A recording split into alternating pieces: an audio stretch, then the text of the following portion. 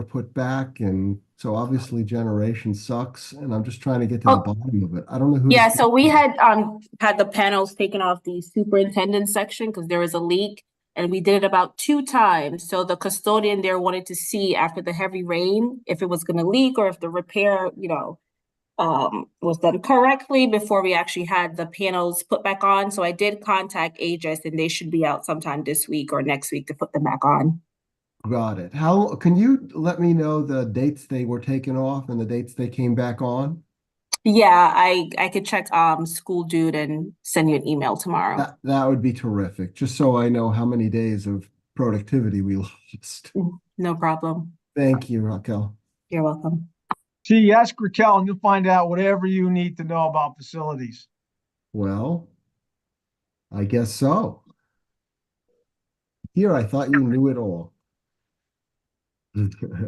I wasn't going to guess. That was my guess, but Raquel gave you the real skinny.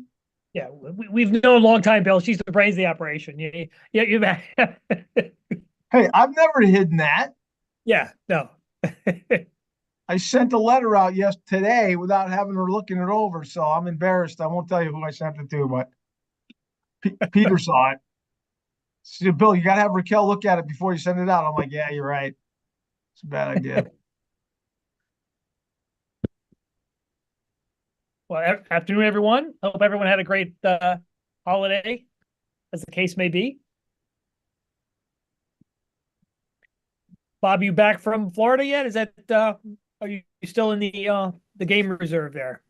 I'm back home. Oh, got it.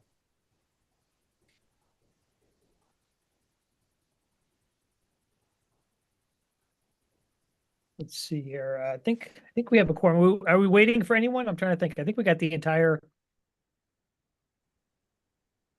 crew here. Excellent. So it's 5:32. I'd like to call the meeting to order. Any public comment? Raquel, anyone? No. Perfect. Moving on to item number 3, approval of prior minutes of March 21st, 2024. Would anyone like to make a motion? Yes, I'll make a motion that we approve those can't speak, those minutes. Right. Do we have a second? I'll second it. Hi. Ty, we'll give it to Amanda. Okay. Sorry, Sharon. We'll give you a shot at the closing. Thanks. Let's call a vote. All in favor? Aye. Aye. Aye. Unanimous.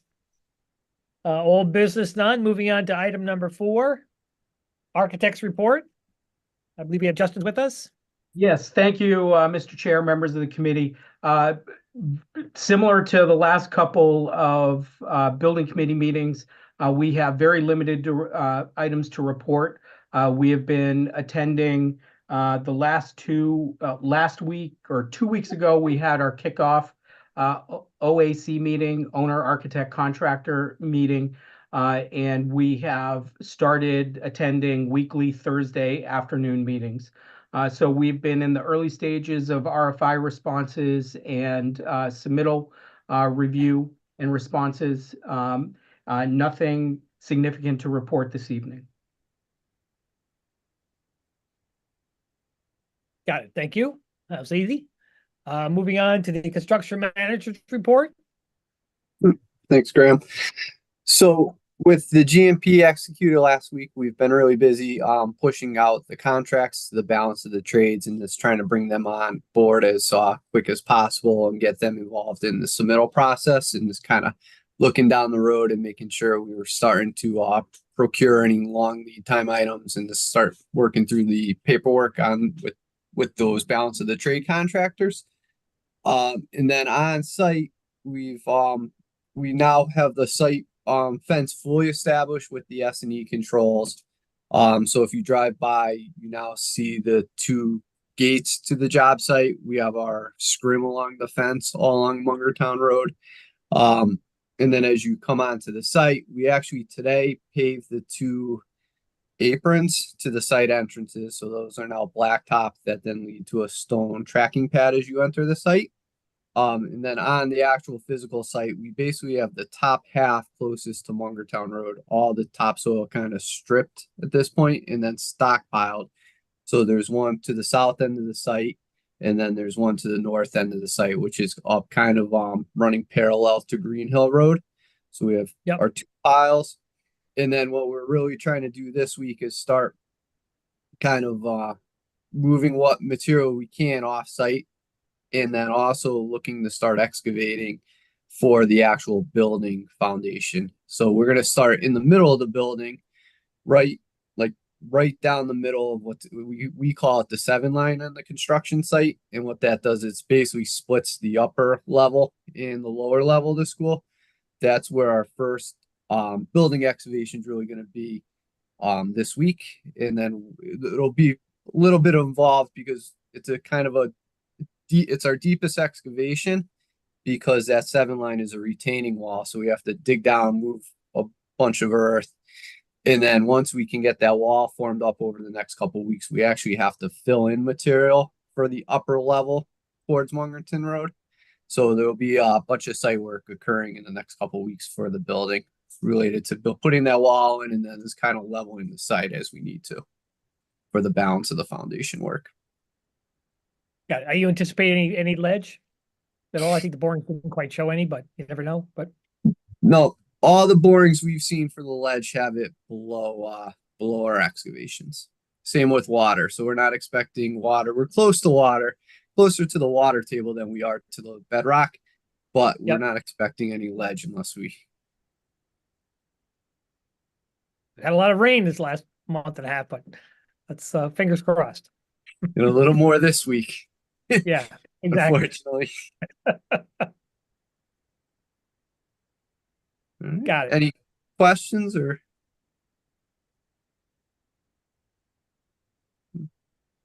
Good. Thanks. Great. Thanks, Bob. Moving on to Adam. So I'll keep it short here.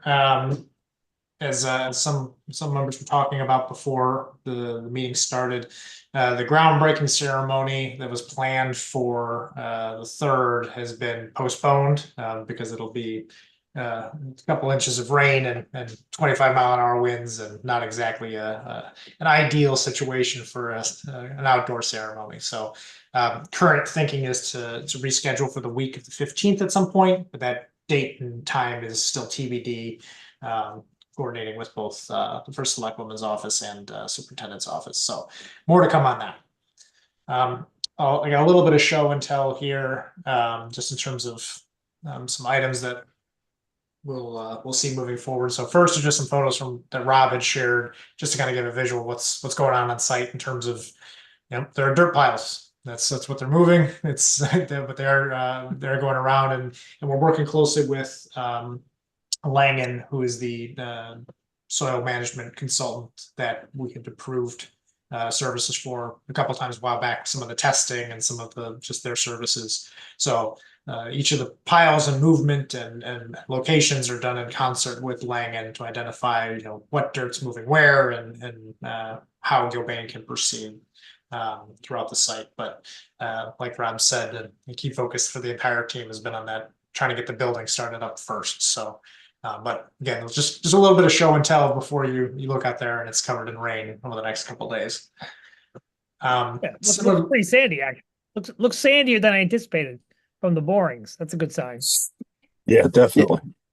And everything you see close to us is actually some of the stuff we brought in to kind of get everything ready for our trade parking.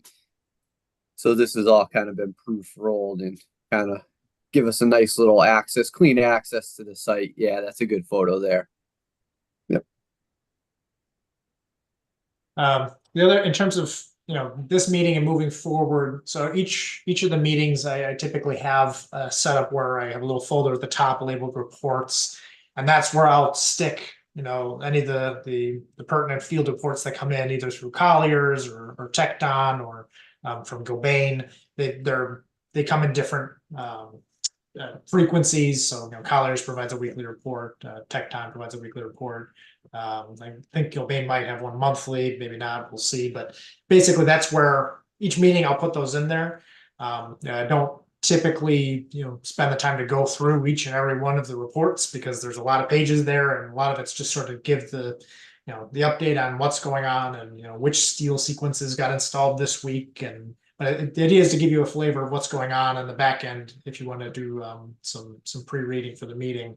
And then we can summarize any high points during the OPM and architect and construction managers update. So I'm flashing on the screen what Colliers one typically look like. It's usually nothing crazy, some updates with some photos of what's going on. But like I said, that folder is a staple as we get into construction moving forward, and we'll have more and more reports that go in there as time goes on. Adam, what was the note about 2,000 yards of topsoil going to Bishops? Yeah, so the short answer is that's no longer the case. There was some soil identified by Langen that we're trying to figure out the best way to address it, because it can't just be put anywhere. And so in order to potentially save some money on where it would get shipped to, because we have a net export of topsoil that needs to come off the site in order to meet the site grades. So we have too much topsoil, some of it has to go away. Some of that soil was flagged by Langen as being sort of ideal to be repurposed at another agricultural location. So Colliers actually had some communications with Bishop Orchards, and they said they might be able to take that soil, and it's sort of a win-win for all parties involved. They're just down the road in Guilford. As of right now, those alignment on what soil and what paperwork needs to happen and what approvals need to happen has stalled a bit with Bishop Orchards. We're still in communications with them in case something can get worked out. There is an alternative site that has agreed to take some of the soil, a nursery in East Haven. So what that note is it's just some of the understandings of where material's going and where the approvals are and what the thinking is to try to get stuff moving as fast as we can. Thank you. Yep. And with that, as Justin mentioned, we're having our weekly meetings in the trailer, and so usually those are hour and a half, 2 hours long, and we usually summarize the net portions of those for the committees when we come to committee meetings after. So we'll have 2 weekly trailer meetings for every one of these SBC meetings, and that's where you'll see the balance of what the nitty-gritty discussions are. I think that's all I have for this part of it, Graham. You want to go to item number 5? Yeah. So there were 3 items on the agenda, as I mentioned in the email, asking for a 4th to be added at the end of this section. The first item is with regard to an expedited procurement process. And so what that's alluding to is a method for getting authorization from the SBC for items that are smaller in dollar value. We don't want to be approving $100,000 things on the fly, but items that are smaller dollar value but more pertinently need a faster turnaround to keep things moving. So we have committee meetings every 2 weeks. This group has been great about scheduling special meetings, but sometimes in construction, you need an answer in hours sometimes about what to do, where to move, that kind of thing. So on many projects of this type throughout the state, we see the school building committee have we call it sort of an expedited subcommittee, but really it's a subgroup of individuals that can review things on a fast manner during the working day and be able to give that authorization for these smaller values. And then we kind of report back at the next SBC meeting about what happened, but as a mechanism to keep things moving in construction. So I did put a draft motion together. I was talking about it with Graham, and in terms of the how much dollar value and who might serve on it, the how much that's initially suggested in the motion is 10,000 as the cap. That aligns with some of the procurement rules through the through the town. That's your limit on what you need to before you have to go out to RFP or go out to bid. That's also some of the approval values that start trending into when the Board of Selectmen would often start to weigh in on things. So that $10,000 value is a threshold we often see. And then in terms of who would be on part of it, obviously that's up to this committee. Some initial thinking might be, and kind of mirroring what we see in other locations, having some SBC member, and then sometimes one of the ex officio members. So talking about it with Peter, and he said that would be something he'd be amenable to doing, just as a readily available town staff that's intimately involved in the project. And then in terms of volunteers and solicitation, I heard that George might be. I nominated George. I kind of voluntold George, see if he could do it, as he did it in the library, and I know he does a great job on that. So, George, if I nominated you, I think you indicated you'd be willing to serve, which would be great. I'd be happy to. Yeah, no, because I know you have some schedule availability, and I know you have a lot of construction experience. So I think you're in many ways an ideal candidate. I trust your judgment. You're going to be tough on the contractor, but not too tough, if you know what I mean. Well, thanks. I appreciate it. Yeah, exactly. And so basically what this would look like is, phone calls or text messages from me during, during the day, asking, providing some information about what's going on, follow-up email, and then a reply via email. So it's this, like I said, sort of rapid fire identification, discussion, and approval on items that need to move fast. And by no means does this replace most of the change orders. It's just for these, one-offs that need to move. So I have it, like I said, I have a draft motion that's just got a placeholder for who the members might be, but that's what the request is of the committee, if that's something you're willing to entertain tonight. Yeah. Any discussion before we ask for a motion? Anybody on Adam's motion? Any concern about the 10,000?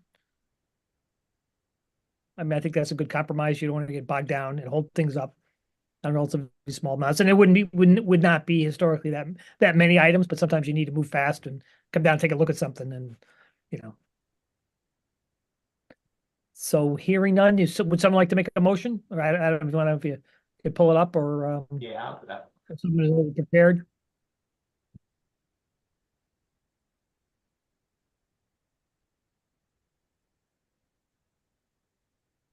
So would anyone like to make a motion?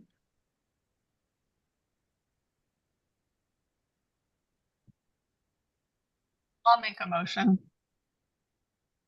Thank Do you you. want me to read it? I'll read the motion. Yeah. Okay.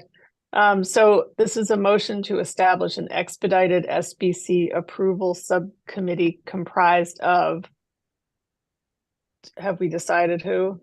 Yeah, I would recommend George Sure. Nawandny and Okay. Peter. All right. Okay. George Nawande and Peter to review and approve or reject change orders, quotes, and similar items not to exceed $10,000 per occurrence on behalf of the full school building committee. The intent of the subcommittee is to provide timely authorizations in situations where it is beneficial to the project to proceed before the next school building committee meeting. Thank you. Do we have a second? I'll second that. What do you think? Fast draw? So all any discussion? All in favor? Aye. Right. Aye. Aye. George, you abstained, I think. Whatever I gotta do, For the record, you abstained. I think you abstained. I don't think both. So that's carried unanimously. That's great. So moving on to next item, Adam. Next item is just an update on alternates. The only item really for discussion this evening that I had in mind was an update on the linoleum flooring. So if you recall, this was an item that didn't need immediate action along with the GMP, but did need some earlier discussion. And more pertinently, there needed to be some coordination between the design team and CM and Peter and Bill from facilities about pros and cons and evaluating this alternate. I can, Peter and Bill can kind of attest to it. My takeaway was that this was something not necessarily favored for approval. There is a cost, but more pertinently, the impact to the schedule seemed to not outweigh or seem to outweigh the potential benefits for either longevity or maintenance. But I don't know, Bill or Peter, do you want to speak to that? I'll go ahead and talk to we Bill and I discussed this at depth in regards to the longevity of the product versus what we with VCT would be, and our guys do an exceptional job with VCT, and we kind of came to the conclusion we came to the conclusion that the benefits of the longevity of the linoleum did not outweigh the fact that our guys are traditionally very good at keeping care of VCT and extending the life beyond what the expected lifespan is of VCT. There was really not even a break-even point. So in essence, since our crew is as good as they are at maintaining the VCT, we decided that would be the best choice and not spend the extra money for the longevity of the linoleum flooring. Great, thanks, Peter. So any further questions or discussions from the committee on this item? And it's aligned with our. Delays the building, right? What? Plus it delays the building a couple of weeks, requires protection. There's other issues that make it less advantageous. Yeah. Correct. So we basically tabled it, this committee, so by tabling it, we will not take action on that, and it'll expire, in it by itself, so. Yep. The next item is discussion, just a general quick discussion of contingencies and change orders before we get into the thick of it with construction. So for those that aren't familiar with the construction process for change orders and things that come up in the field, typically there will either be something discovered by Gilbane or more likely a formal written request via Tecton for pricing on some change, which will then get priced by Gilbane as a potential change order or PCO. And then before it gets to the committee, Tecton and Colliers go through and review those to ensure scope alignment. We'll even go through and check the math and do all that. So that way, if something comes to the committee for consideration as a change order, it's already gone through, initially Gilbane as your CM from the trades, but then subsequently by Tecton and Colliers. So that way, if we're putting it forward, there's going to have some vetting process to it. It's not like you're just getting blind change orders from the trades for no reason. So want to just kind of outline that process before we get into it. In terms of when those get approved and authorized, one thing that I was talking with town finance, and as part of the general ledger updates and accounting, they wanted to ensure that the school building committee understood that any change orders to Gilbane's contract would be coming from contingency. As part of their internal audit controls, they want to make sure that any changes to the budgets on the town side have authorization that you're pulling from contingency up to Gilbane. So what discussed with them is just to make sure this group knows that when you see a change order, if it's got Gilbane's name on it, that we're pulling from contingency to pay for that. In terms of answering the next question, how do we know how much contingency we have as we go through these? Outside of the school building committee, I'll be sending you all, as I'll be sending town finance, updates on the financials for the project, especially now as we get into construction and things get a little more, I would say nebulous, but the numbers start flying around and it can be hard to keep track. So periodically, I'll issue update reports as to where we're at, both in terms of the overall budget and contingency, but also some of the forecasting items that we see coming down the pipe. So, as Colliers recognizes potential risks, even if they're not a change order quite just yet, we flag them and we put them on, we call them a contingency log. And it's just forecasting out, what money might you need coming down the pipe. So let's just say you've got $1 million of contingency, but we know you've got $500,000 coming up in risk. You don't have $1 million to play with. You have 500,000. So that's something that will be sent offline to the group. We can have, if any one of you has an individual question, want to talk it through with me, happy to set up a call, no problem. And if there's something that needs to go to the broader SBC for a discussion, we can also certainly have that. But just wanted to quickly outline that sort of 80,000 foot view on process before we get to our first change orders. Are there any questions on that? We all know there won't be any change orders, Adam, so that's all kind of. Well, that's why we pick Gilbane, right? Like, it's just.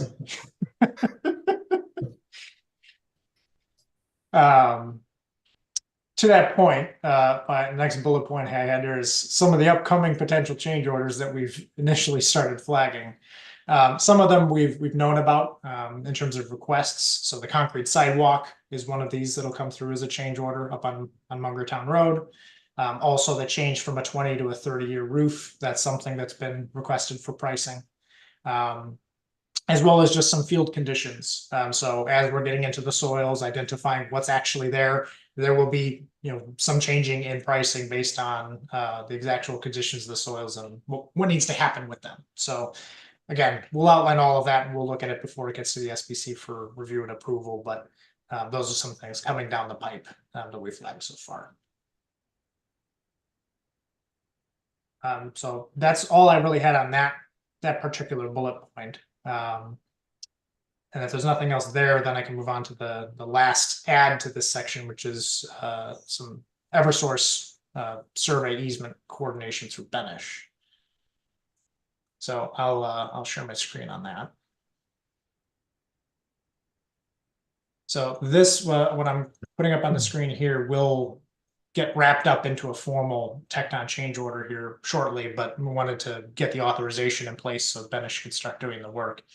Effectively, it's 4,400 for the updated map and easement language and coordination and going through town legal and land clerk and all that good stuff for the Eversource easement that's needed in order to bring service onto the site, the new service. So we've walked it through with Bill and Peter in terms of process, and this seems to make sense. So there's a draft motion if you're amenable to approving this.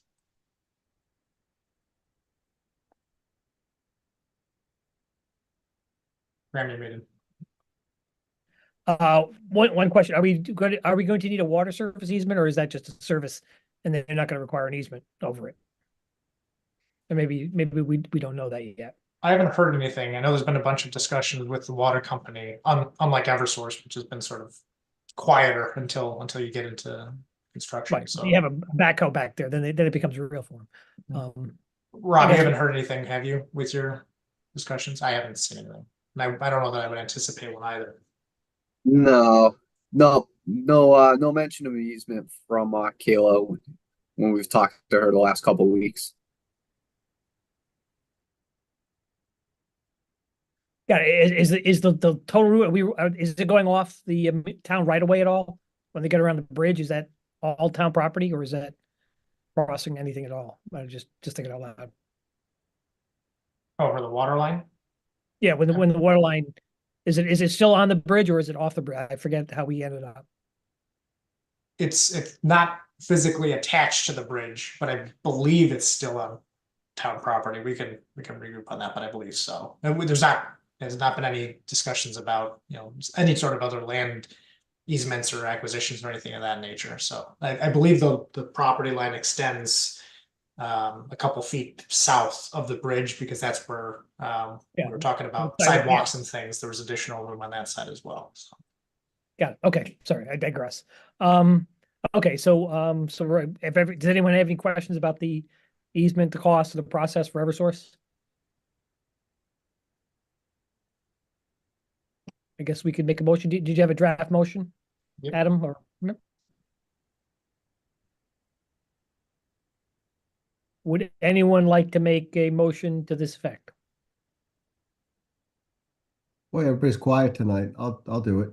Motion to authorize Benish to proceed with the Eversource survey and easement work via ad service through Tecton's existing contract in the amount of $4,400. Thanks, Woody. Any seconds? I'll second it. Okay, thanks, George. All in favor? Aye. Aye. Unanimous? Thank you.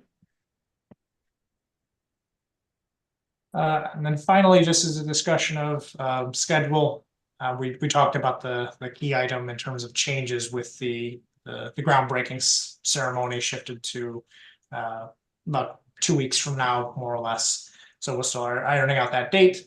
We'll have our next SBC meeting on the 15th. We're trying to work, we'll have an invoice packet, but working with Gilbane to try to get the first pay application for the March work done as part of that SBC meeting. It's just a glorified invoice, but it is important to start getting those moving.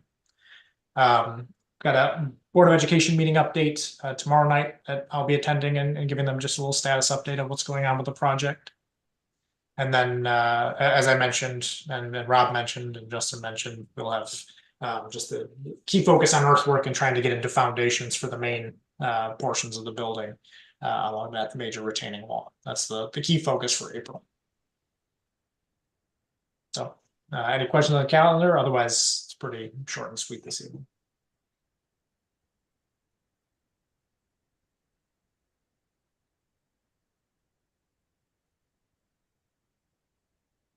The next meeting is tax day, something to keep in mind for those of us preparing our taxes. Great. So moving on to item number 7, public comment. Is there anyone? No. Got it. Great, thank you. Moving on to number 8, remarks. Anyone would like to make any remarks? Seth, Katie, do you have any perspectives from your respective? None for me. Thank you. You guys are doing great. I would just echo what Katie said. Thank you. It seems like it's going pretty smoothly so far. And I think the date they might be trying to navigate to for the groundbreaking may be the 17th Wednesday. But I don't know if all of you are available then or not. So I'm sure they're trying to herd all the cats into a date when most people can be there. But that's one date that I heard as a possibility. Thank you. Yeah, thank you. Thanks, Tess.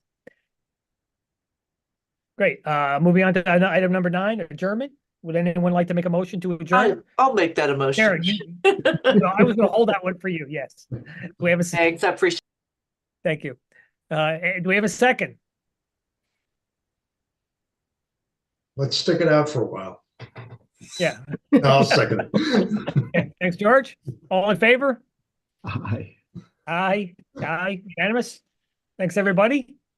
Good luck to the UConn Husky ladies this evening. Hopefully make the Final Four. Let's hope. Hope it's not too late. Bye. Take care, everybody. Thank you. Take care, everybody. Take care.